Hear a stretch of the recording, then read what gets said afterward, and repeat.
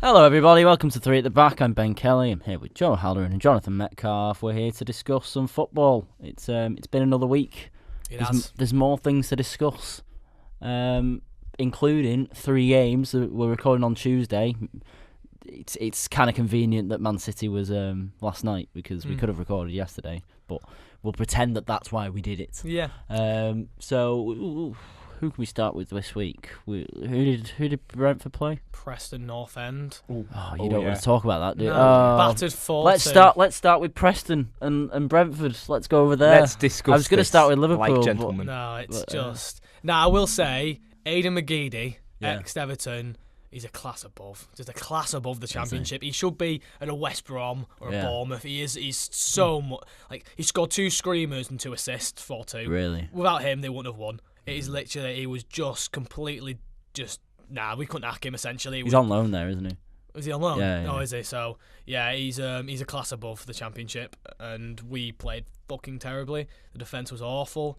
Attackingly, we were okay. We scored 2 goals, so, it's not bad scoring 2 goals. Are the Scott Hogan cracks beginning to show in the side? Scott Hogan-sized cracks. Yeah. No, attackingly, I think we were sound. Defensively, we were poor. Did concede 4. Managed 4. to score 2. So, thanks for confirming that, John. If I didn't know that already. Expert analysis. You might put that all together, all that information, and say they lost 4-2. They did as well. By process of elimination. Channeling my inner Paul Merson. I've been telling Ben, all the Brentford fans that I've seen on Facebook just want Dean out. They're sick of him. No one likes the tactic he's playing. Guess who's just been sacked recently? Mark Warburton return. Mark Warburton return. Hashtag Mark back. Hashtag bring Warby back back. Warby. Warby back. Yeah. That'd be funny, but I don't think it'll happen. I'll go down saying it won't happen. Well, who else would you bring in? Not a clue. Because I need to do some research before I decide. Maybe there's a guy called Alexander who managed Scunthorpe. He used to manage Fleetwood. He brought them from, Conference League shit to League One. He's a really, really good manager. God knows why they sacked him. I think he might have left, I don't know. But he's at Scunthorpe at the moment, and he was doing really well at the start of the season. Maybe he might be the man for the job. They've just extended him, so they're not going to sack him. So he is here for the long haul, or at least for another year. So that's not really a debate that needs to happen, because they're just going to keep him, because they've just gave him friggin' signing on fee and a load of more money, so they're not going to go, oh, alright, we're just going to fuck off you. Fuck off you. Fuck you off. Fuck you off. Fuck off you. Fuck off you. Yeah, so disappointing. We'll have to crack on. Let's hope we don't get relegated. Oh, it'd be so funny if it got relegated. No, it wouldn't. It would. Yeah, because he's been banging on. He's been banging on about how much he doesn't want Liverpool and City to get top 4. Good point. I would absolutely piss myself if Brentford got relegated. No, and they were playing with MK Dons and shit next season. MK Dons a decent team. I don't care. Wimbledon next season. I don't know. Who's in League One these days? Shrewsbury. Colchester United. Are they Colchester. I don't know. Who cares? I don't follow football. Well, you might care next year when you get relegated. Yeah, so I think you're going to have know to what start you're talking caring. about. Shut up. Anyway, we'll move on to... what should we do? Would you rather talk about Man City? Now we'll go Liverpool, and then we're doing Aguero anyway, aren't we? So. Oh, good point. Oh, spoiler alert. Thanks for that, Joe. Right, yeah, we'll do Liverpool 2, Tottenham 0. Oh, it was lovely. Is it good? It was. I only watched the first half because I had plans afterwards for the second half. Not for the second half, but I had plans that I had plans that coincided with the second half, and therefore I couldn't watch the second half. But from what I see on Match of the Day, it was so solid the second half. It was just what we should have been for the whole of January. It was just and a lot of people are now going, oh, maybe Mane, we're a one-man team on Mane. If that's what we need to be at the moment to finish in the top 4, then that's not the end of the world, I suppose. As long as he stays in the summer, which I'm sure he will. Yeah, I'm pretty sure. So Spurs, I thought, were really poor. Yeah, did you play extremely well? Did Tottenham play? No, we didn't. It was because we played extremely well that Spurs were extremely poor. I think it's worth pointing out that was very similar to when they came to the Etihad a couple of weeks back. I mean, it was 2-2, but we should have won. Yeah. But they were distinctly unimpressive. Not the being second time now it's happened in I'd the like to past see few their weeks. stats against the did other they, top they're teams. terrible against the top teams. Didn't they only draw against someone last week or something. Was it Sunderland? Maybe I can't remember. So I at the can't moment, remember. I think. Oh yeah, they drew against Sunderland 0-0 the same night Watford lost to Arsenal. Yeah. Watford beat Arsenal. Yeah. They are terrible. Struggling a little bit. They only have a 34% win rate against the top teams. They lost to United. Yeah. You drew and lost to you. Yeah. How many? They beat you and then you beat them. Beat you and then drew. So they've never beat you. No, they beat us. They've beaten. They've never lost, is he? They should have lost. They really should have lost. Andre Mariner, innit? Yeah, it was just. To be fair, they were missing Danny Rose, they were missing Jan Vertonghen. Ben Davis at the back, got left back, really struggled with Mane, and the midfield really struggled with Wijnaldum. For weeks, I've been saying drop Emre Can and bring in Wijnaldum and play that 3. Obviously, we've struggled to be able to do it without Mane because that means that Lallana's got to go on the right hand side. But for weeks, I've been saying drop Emre Can and have the midfield 3 of Lallana, Wijnaldum, and Henderson. Lo and behold, he does it, and it works. But you should manage Liverpool, mate. I should. He should hire me, and I go, this is what you need to do. It's as simple as that, Jurgen. Yeah. It's as simple as that. I'm sure it is. Football managing is very simple. Yeah. So we move on. We've got a week's break now. They're going out for some warm weather training. They're going to do a mini pre-season type of thing. You've got like a midwinter break now, haven't you? Because you're in the cup next week, and then you've got a game the weekend after. So it's essentially 2 weeks. It could be 3 weeks because if Leicester go to a replay in the FA Cup, we play them on the Monday night, and that means that game will have to be moved. So if they go to a replay, our next game is against Arsenal on the 4th of March. Which is pretty incredible. Which will be just what they need, I think. Just a nice long rest. Making a good point on Monday Night Football last night is now you only have one competition to worry about, and now that you have Mane back, it's easy to link together. Even if the games are separated, it's easy to win a couple of games on the bounce without it being. And a lot of our games a lot of our big games are now at home. Arsenal being the next big home game, and then the big clash really is Man City versus Liverpool on March the 19th. But yeah, before that we've got Leicester away, Arsenal at home, and Burnley at home. Which, to be honest, the way those 3 teams are at the moment, I expect at least 7 points out of those 3 games, if not 9. If not 9, because the only one I'd be slightly worried about is Arsenal. Yeah. But then again, it's the smaller teams that we struggle against, so who knows? Anyway, we'll move on to Man City. Gabriel Jesus got himself injured.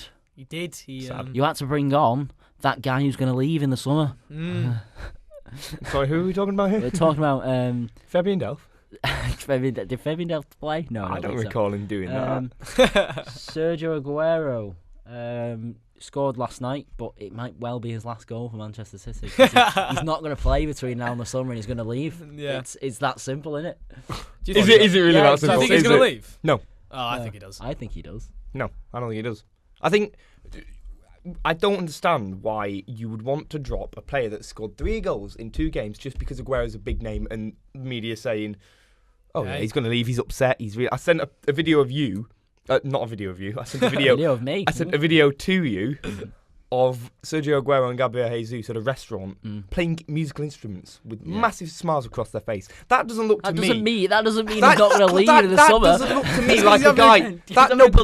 He's probably had a few of a drink and he's enjoying himself. Exactly. He's not going to leave the city. Does that look like a guy to you who's going to leave at the moment? Just because he's leaving a football club doesn't mean you have to wander around. Press wearing black. No, but that is apparently what's been happening. No. Black armband. Oh, for fuck's sake! I can't have an actual conversation with you. This is what the audience come for. I can't have a conversation with you, and I've just lowered my chair with my foot. I've gone lower as well. It's all gone wrong. Right, okay, I'm back. Oh dear me. So you think he's gonna leave? Yeah, no. Oh, you almost did me then. To be fair, you almost did me then. No, I don't think he's gonna leave. Why? I haven't seen the question. Why? Because if you were but if you were to sell him, would you sell him? Would you want to sell him abroad, or would you want to sell him? How much? Chelsea how much money are would interested. you want? Yeah. Imagine Chelsea. I'd like a ridiculous amount of money. Would you swap him? Especially if it's for a rival. Would you swap him for Diego Costa? No. How old is he? No, what's the point in doing that? Because Diego Costa's better. Yeah. But if you're getting rid of Sergio Aguero, certainly you're saying Gabriel Jesus is the one that's going to step forward. So why would you just get a Diego Costa in replacement? I don't understand I it. don't know. It'd just be funny, wouldn't it? I don't think the plan is to have Gabriel Jesus first striker and Iheanacho second, and then nothing beneath that. In all fairness, that does sound silly. In all fairness, I don't think Sergio Aguero is going to leave Man City. I think as far as strikers go in the Premier League, Sergio Aguero's your man. Like who? But he doesn't fit the What's this injury that Gabriel Jesus has got? Yeah. What if he's out for 6 months? Yeah. Well, Gabriel Jesus you said he's got a twisted ankle. That's possibly a couple of weeks. Sergio Aguero comes back into the time. He scored last night. Granted, it might have been an own goal, but let's just give it to him. Tyrone Mings doesn't want it, does he? So Sergio might as well have it. Tyrone Mings. But I think he can fit into that system, and it showed last night because he struggled to begin with when he came on. He was being hassled. He couldn't keep the ball. His hold-up play was poor. But then, once he'd scored, he was chasing after the back line. He was holding up the ball brilliantly for teammates. Bit of interplay with Zane. You know what he's doing there? He's advertising himself to other clubs who might want to buy him in the summer. Is he really? Yeah. Is he really? Yeah. Did it actually officially go down as an own goal then? I think some outlets were saying it was their own goal. That's really I think that's I will harsh. find So he's out still for not you. scored. I think that's harsh because I think it was going on target. He got the first touch and Mings got the last touch, but it looked like it was going in on goal. He just can't score. Oh, it's it's an own goal. It's an own goal as well. He just can't score with Pep's system, evidently. No, he can't. He just can't score. So I think it's about time you look to move on. Yes. You know, he's had a few golden years. Maybe you'll name a stand after him in several years to come. Yeah, who else have they got to name a stand after? In all fairness, Delph. Delph, yeah. I'd have that. The Fabian Del Fabian stand. end. The Fabian Del stand. Oh, you today, mate? Fabian stand. Who? Fabian. Yeah. So for me, it's all about that dollar you're going to be getting in the summer. It's not. For the Argentines. Nah, Would you swap him for Messi? Oh, he would a little bit, wouldn't he? He would a little bit. That's Is that like the only that is scenario? a really difficult question. Is that the only scenario No, that but you'd would swap I? him? Would I? Of course you Of fucking course would. you would. I'd swap him for Costa any day of the week. Yeah, but that's because you bum Costa even though he's a thunder bastard. I'd swap him for Firmino. Give him to us. Firmino. Would you swap him for Coutinho? You'll get 50 points on his licence driving up to Manchester. Yeah, you know what? I would. Really? Because what Liverpool are missing is an Aguero. You know, but But we don't want Coutinho, so fucking have him. How much would you miss him? How much would you miss Coutinho though, and him going to City as well? I don't know. That's a tough question. It's a tough. That's a tough question. Two good questions. But I think, to be honest, about a minute. I would take Aguero. I don't think it's Klopp's style. I don't think he's a big money signing kind of guy, Klopp. Yeah. But a straight swap's no. But a straight swap. Well, you're not having him, so back off. All right, fucking hell. Talking hypothetically, mate. Right. My Sergio. Speaking of hypothetical. If he did leave, though, I'd be heartbroken. Would you? Well, yeah. I want that Okra one. Is he your Steven Gerrard? He is my Steven Gerrard. That is really sad because he's nowhere near the level of legendary that Steven Gerrard is. Well, because we haven't had a Steven Gerrard at our club, have we? Because you're a shitty club. And you bought him. Small club. Small club. Small club that's above you in the league now. Small club that can't fill a stadium regardless. Oh, can't fill the stadium. Oh, yeah. It's the classics. Right, speaking of hypotheticals, we're going to start a new series that we're probably not going to stick to.